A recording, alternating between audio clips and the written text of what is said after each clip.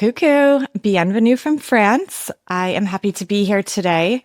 It is officially lavender season. So I live in Aix-en-Provence, as many of you know, and it is officially the season that it starts blooming. I have a beautiful bouquet here right next to me, and it smells amazing. I didn't know this when I moved here, but apparently lavender only blooms and lasts a few weeks. So I thought if I moved here, I would smell and see lavender fields all the time. No, it's actually a very, very short season, and it depends apparently by area and altitude. So if you want to see the picturesque lavender fields that you probably see all over Instagram, it's really the only time to see it is late June to the first week in July. And apparently the lower altitude places bloom earlier. So like Luberon, which is famous near Avignon, than the higher ones, which bloom a little bit later in the year. And where you've probably seen photos from is Valensole. And that's where it literally looks like someone took a paintbrush and colored an entire field purple. It's really amazing. So if you happen to be here late June through the first week in July, definitely worth the drive. Check it out. Okay, but today our topic is not about lavender, not about a nice glass of rosé. It's to share what actually happens when you get off the corporate path.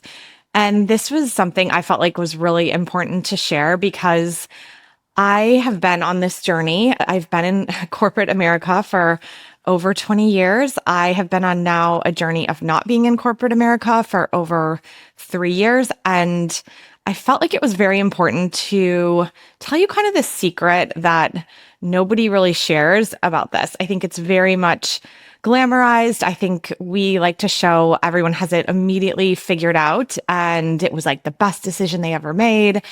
And I just felt like with you as my listeners that I get a lot of questions about this, like, how do you do this? And what's it like financially? And should I do this or not? And, I can't answer those questions for you, but I think it's important and hopefully helpful if I share my story. So like a lot of you, I have been on kind of this path that I spent years looking at, like, okay, how do I strategize and get promoted here? And would this make me more money? And would that get me a better title? And, who am I managing? And is my team big enough? And I felt like, I was arranging my career as if it was this puzzle that like I had to put into place to be perfectly organized with the right balance of like industries, titles, promotions, etc., impressive companies. And every time I thought about it, I'm like, oh, I need this and I need that, and I don't have this experience. And I started kind of asking myself these questions, like, when is this puzzle ever complete? Like, do you have to reach CEO or CMO would have been my kind of highest level? Or maybe it's at retirement. Is it like the moment when former colleagues are impressed and say, whoa, look at all the amazing things you've done? And then I think even more unsettling than that is like, who was I really building this for? Like, was this for me? Was this for my family, my parents? And like, why? And what was I trading off? There's obviously trade-offs when you put so much emphasis on this, I'll call it the professional puzzle. And I just didn't really know anymore. And I think it's important for me to like take a step back and just tell you a brief kind of story about my own past, because I think there's rules in here and sort of societal conditioning that we absorb without even a question. So for me in university, I went to the University of Wisconsin for undergrad, and I loved English, reading, writing. Those were always my favorite in high school, and was considering journalism, but instead was kind of, I would say, heavily coerced into majoring in business, that would get me a higher paying job, that was the right kind of path forward. And I looked at the business sort of majors and I thought, oh, finance, yuck. Accounting, ooh, that looks even worse. And then I thought, okay, marketing, that looks interesting. Definitely the most interesting of the business majors. So I majored in that. And then I was like crazy and just tried to get the best possible job I could out of university. I think I did like over 40 different company interviews. I had like 10 offers. And I'm not saying this to brag. I'm just showing this to show you kind of how achievement oriented I was, and ended up going to like the best offer that I got, which was in brand management at the time at Kraft Foods.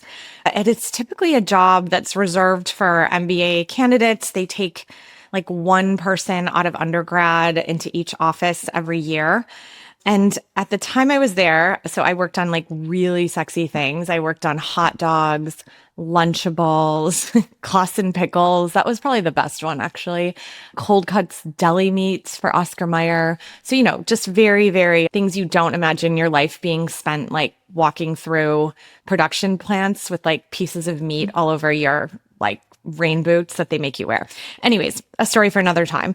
So this was actually a wonderful job in terms of gaining a lot of experience as you can sort of manage your own little business. And at the time there was a program that was, if you ranked in the top 10% of your starting class and then you got into a top 10 business school, they would pay for you to go back and get your master's in business for free. And so I was like, oh, I have to jump on that. That seems amazing. So I would work all day, get home and stay up late and study for the GMAT and do all my applications for these top schools. I felt like this was like the absolute thing I had to do.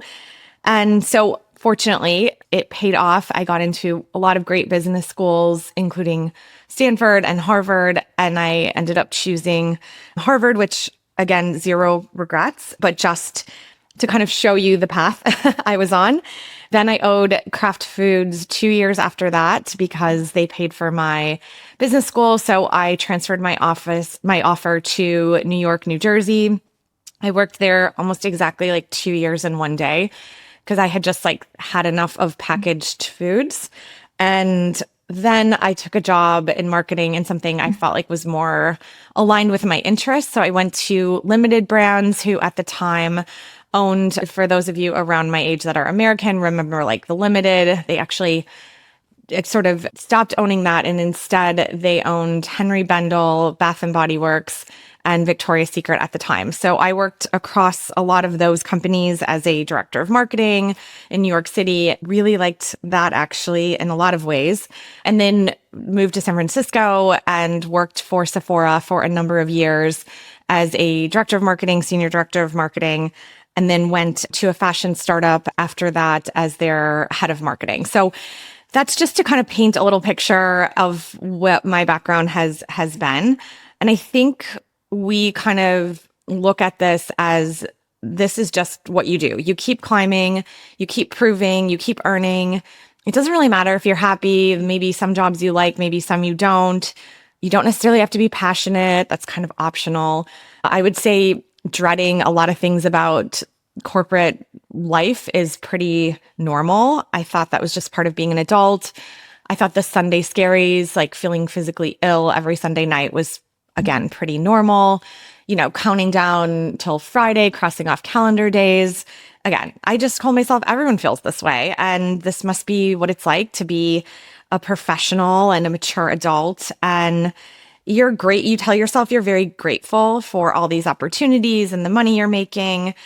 And, if something kind of like aches inside you, you just call it stress and you keep moving. Because I felt like, well, what was the alternative? It's too late at this point to start over. It's really irresponsible when I have, a lot of other things to just step away. I don't want to disappoint people. It's really financially scary to just leave. So we stay. A lot of us stay, and many people do for their entire lives. For me, I had a breaking point. I had 2 under 2. My husband was an investment banker in tech, traveling all the time. We lived in California away from our families. Every morning felt like a complete race. I would pack bottles, diapers, snacks, try to get them in like little outfits, a baby up half the night. My toddler was having a meltdown over who knows what, bananas that squished or something. And then me, it was like, oh my gosh, throw on an outfit, like attempt to look good and professional. I would do my makeup with one hand and holding the baby in the other. I would throw my laptop bag like quickly over the shoulder, throw the breast pump inside of it, take my coffee that I had made earlier. It was already cold. I would literally down it like a shot just for some caffeine. And then the worst part came. Every morning I would have to say goodbye to my little ones. Like I would kiss their little foreheads and they're so warm and you know how lovely little babies and toddlers feel. And these like warm tears almost every morning would just form in the corner of my eyes. And I would head out the door and they always had their little hands pressed against our window in San Francisco. And I would turn and I would wave and I'd have to turn back around so quickly because I would start to cry. And of course, I didn't want my mascara to run. I was working for Sephora. You can't go in there with makeup looking, half ruined. And so I just ignored the feelings. I would take a big inhale and I would brace myself. I would get on the subway, the bus, whatever I took that day to get to my workday ahead. And then at the office, it was almost like I became someone else. Like nobody knew the personal side of me. I just was very composed. I like to think I was very high functioning. I would do whatever it takes to be the best performing employee at work. It didn't really matter. Let's say the baby had slept 3 hours and I was exhausted. It didn't matter that I would get calls in the middle of a meeting because my son had cried the full day at preschool. It didn't matter if I was exhausted and my heart was like really aching because it was so split of not being there with my little ones. I felt like my job still seemed to require like the first position in the hierarchy of my life. And for a long time, I went with that. That was my order. And then one day, people imagine these like life-changing decisions that they have clarity and there are these pre-planned speeches and you're going to like really make sure if you quit that this is this like super organized thing. And honestly, mine, I think just came from being overwhelmed and exhausted. And one day I just walked in and I was like, I quit just like that. And it was so abrupt. They were shocked.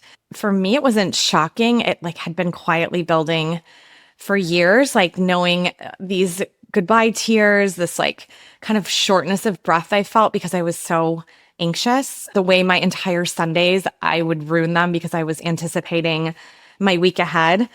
And I sort of think I knew that if I gave myself time to think, I would have talked myself out of it. And so I just blurted it out before any fear could get in the way. And that was that. So what happens next? Okay, so there is relief at first. First there was panic. So at first I was like, OMG, what did I just do? Like, what about my money that I'm contributing to our family? What about my childcare that I'm paying a nanny for? What about all these schedules that I have to sort of figure out?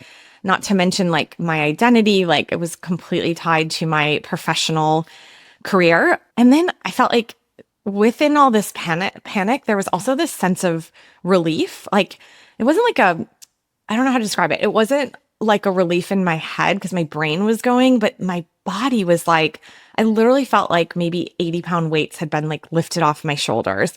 And I used to get these like shooting pains that would go through my chest, not like that serious, but it could just feel like an anxious pain. And they just like suddenly stopped. And I felt like I could breathe again. And I just remember thinking like, oh, like when people talk about an over anxious nervous system, I'm like, oh, maybe this was what people talk about when they say that.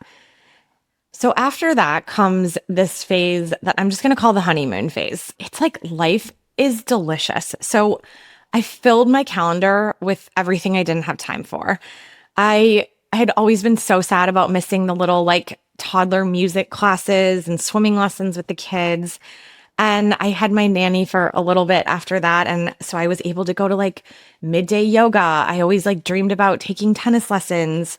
I would go to the grocery store and like curate this shopping list of cool recipes I was going to make. I would sit outside like and actually drink coffee, like feeling sunlight on me, just like feelings I don't even remember ever having when I was working crazy hours. And it felt really heavenly, like really heavenly. But then this is the part I think is important to share because I think everyone always only talks about like, if I sat here and said, oh, and I'm just like drinking rosé and smelling lavender, like that's not reality. Like there is a part that no one shares. Like even if this is the right decision for you, you will struggle. Like you are going to feel lost. You're going to question yourself. you're going to feel like strangely anxious in a place that you once begged to be in and dreamed about being in. And do you know why? It's because slowing down can feel absolutely terrifying when speed has been your sort of go-to, your mode apprendi, like the way you just function. And then it's mixed with these like moments of freedom that are so sweet and make you so emotional and so glad you made that decision. And then like just as quickly, and I'm literally snapping my fingers, these moments have this like gnawing ache, like, oh, okay, this is great, but like, what's next? And what's my purpose now? And what am I doing with my life? And maybe this only happens if I call myself like achievement oriented, like hardworking. I definitely needed external validation. I was used to measuring myself by output. And so these questions become kind of relentless in your head. And so you start to feel meaningless if you're not making money. You feel invisible if you're not, I used to call it like in the game, the game of, I don't even know anymore, like a corporate climbing ladders. And then you see maybe people that like used to work for you and suddenly they get promoted and you're like, oh my gosh, that person's at a level I used to be. And there's just this like constant, I don't know what to call it, like somewhat of an anxious feeling. And intellectually, this is just societal conditioning and this really shouldn't matter. But somehow in your body, this still feels like the truth. And let me tell you how I got it wrong so you don't try to make the same mistakes if you're in this same situation. So I decided to approach my next chapter the same way I approached corporate success. Be the best you can be, solve it like a problem. I was good at solving problems, quickly find answers. So I went on this. I read every book. I listened to every podcast about finding your passion, uncovering your purpose, like you name it. I probably read it and listened to it. I bought all these journals with like pretty pens. I did all this types of therapy. I was like, maybe a career counselor, maybe like psychoanalytical therapy. Like there's a million things. I'm like, maybe this will help. I felt like I tried to optimize like healing from any kind of problems there were at work with like optimization. And I literally treated my own self-discovery as if it was like a project with deadlines. And that deadline was like, I just wanted the answers pronto, like as soon as possible. And you know what I realized? The deepest answers are not going to come when you're like anxiously pursuing them. They actually come when you're finally silent enough to hear them. And this one was really interesting for me because I don't think I fully realized this until I moved to France. And this helped me a lot to understand this. And I'm not saying you need to move to France. You don't need to do anything dramatic. I'm just sharing what I have learned through this and how it has helped. So the number one secret that I have to share, here it is. You do need to slow the F down, okay? Like this is, if you are anything like me, no matter what country you live in that you're listening to this from, if you're just used to rushing, your desire is going to be to rush. You are going to want to figure this out as quickly as possible. It's like you want to know what you're going to do and then jump in with both feet first. Here's what you have to do. You actually have to resist that. It's so hard. I'm not going to lie. You literally have to sit with yourself in silence, in total discomfort. And you have to let it all come up, like the grief. You have to let yourself cry over the years you didn't listen to yourself and what you knew was best. You have to cry over dreams from when you were younger that you just postponed. You have to cry because you're exhausted. You can cry because, like I did, you missed so many beautiful years with your children. And you might cry because you don't know who you are without a title. And that's all okay, honestly. You need to let yourself get bored. This is important. You can't fill your time with your phone or all these distractions. You literally have to feel bored and be okay with it and actually feel that feeling. And it's going to feel uncomfortable, but it's really important because it's really allowing your entire nervous system to slow down and be at a place that allows the answers to come more clearly.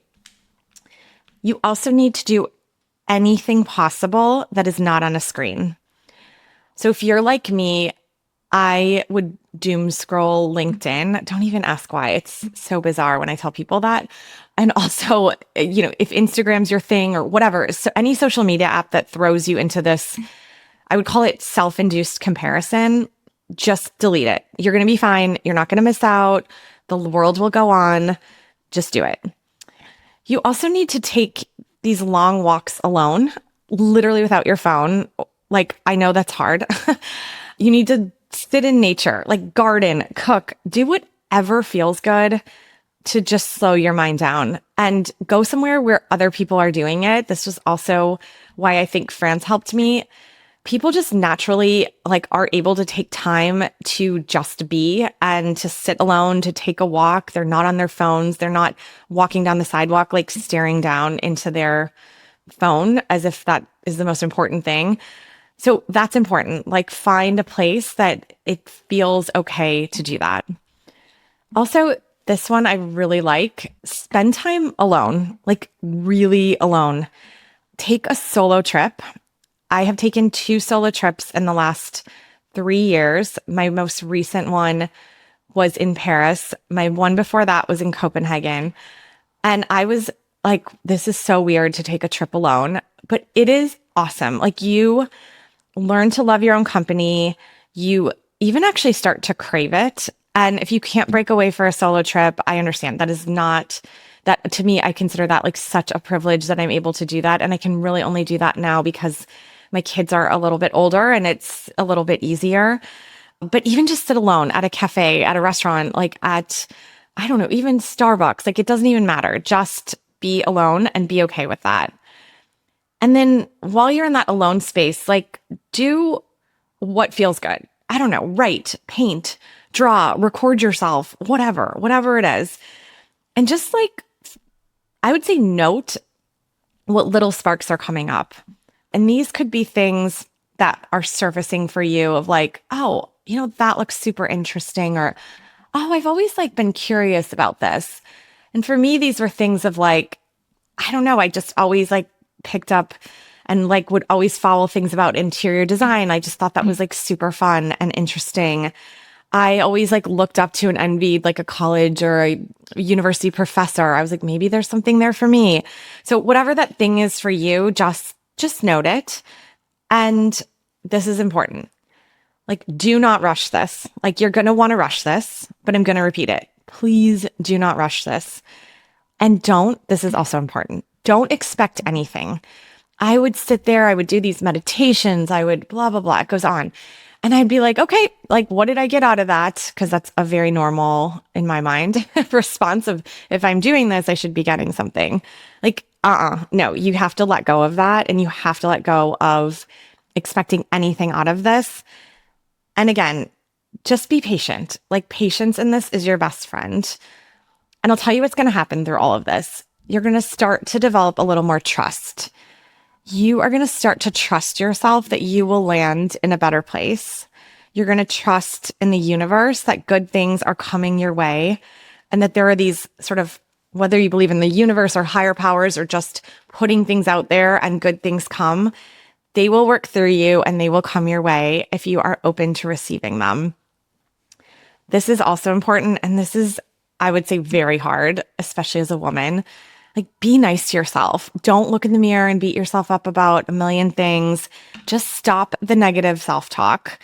And the way I did this is so silly, but I think it's actually important. Make a little mantra and say it to yourself every morning in the mirror. And at first you're this is so silly, but then you actually start to believe it. I just kept saying I will figure this out and good things will come my way. And I just said it every morning. And it was, at first I didn't believe it, but it really starts to come true.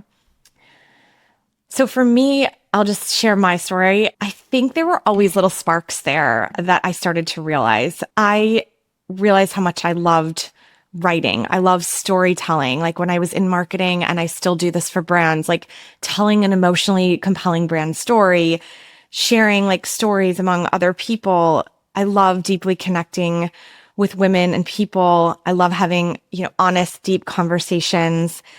And I love helping others feel less alone in their questioning because sometimes it can feel like a lonely space. And I think for me, none of this was really new. Like these weren't new interests. These were actually just like old truths that I'd had in me since I was younger. And maybe I realized, like, instead of all of this intellectualizing what purpose is, like maybe that's what purpose actually is, that it's just uncovering what's always been in you and learning to actually listen to that.